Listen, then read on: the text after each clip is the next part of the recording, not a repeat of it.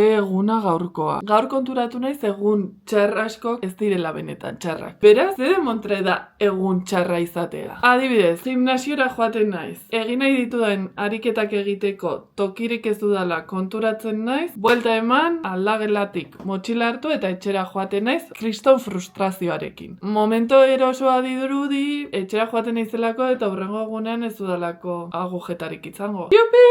Eta gainera etxerako bueltan, denda batean, patatak jamon edo horrelakoak erostera geratzen banaiz, bueno, fantasia. Baina, ze pasatzen da denbora pasa ala? Kabreoa, geroz, eta handiagoa dela. Eta bueno, frustrazioa, ni de cuento. Cruzada máxima. Eta horrelakoetan konturatu nahi, bestei eskitzen diedan malgutasuna, ze lagun batek horrelako gora bat kontatzera etortzen badazta, ez dio dala erantzuten modu berean, neure buruari erantzungo niokena, edo neure buruari onartuko niokena. Eta hori sexiz autosabotajea da. Orduan, horrelakoetan, cruzada máxima, neure buruari galdera bat egiten diot, egoerari pixkat buelta eman eta kontra egiteko. Zer esango nioke nire lagun bati horrelako egoera bat kontatuko balidake? Normalean ez nintzateke hain gogorra izango. Batzuetan milimetro bat atera gaitezke, ero zentimetro bat bihurtu daitekeena. Honetaz, sakontasun handiagoarekin noski jardun dut plataforma gorrian ikusgai duzuen